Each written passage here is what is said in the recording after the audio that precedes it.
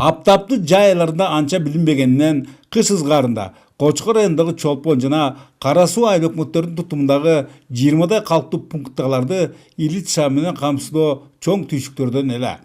Аталган эки аймакка эсептелген жападан жалгыз көмөкчү чордондон таратылган кубаттуулук өп чап болгондуктан жергиликтүүлөрдүн күнү көбүнесе кара чырактарга түшчү. Андыктан дал ушул көйгөйдүн элдик курултайда көтөрүлгөндүгү бекеринен эместиги түшүнүктүүдүр.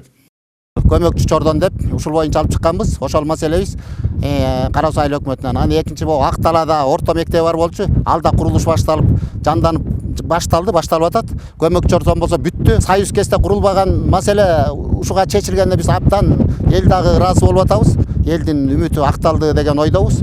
Нормада турат министр көчтөн өйдө. Оттор нормально.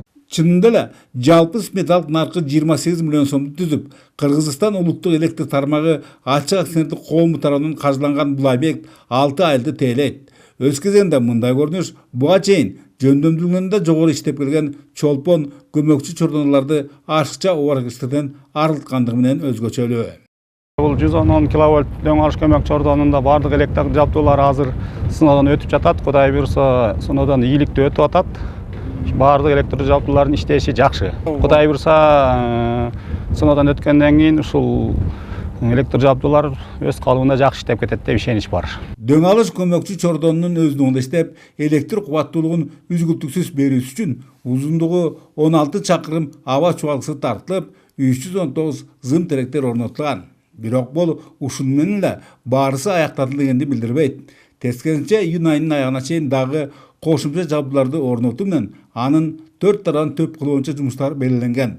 Мына ушулардан кийин гана ал Кара Суу айыл өкмөтүндөгү Ак Тала, Орток, Мантыш, Кызылдөбө, Дөң алыш жана Кара Мойнок айылдарына өз кызматын көрсөтмөкчү.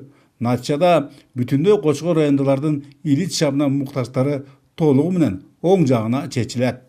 Кочкор району боюнча бардыгы эсеп менен 8 көмөк чордон бар болчу. Мунун ичинен 3 көмөк чордонсун насостук көмөк чордондор, калган 5 ушу жаңы курулган дөң алыш подстанциясы менен 5 подстанциясы ушу элди тейлеген, элди камсызган, электр энергия менен камсызган подстанциялар. Кышкысын дагы жакшы болуп калды, напряжение элге дагы свети дагы мындай жарыгыраак болуп, напряжениясы стабильный болуп калды да.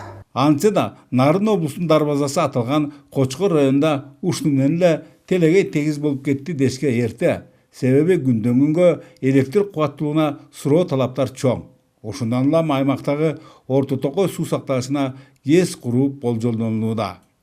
Бөлөкбай Шеримбеков, Айдын Төлөбеков, ЛТР, Кочкор району.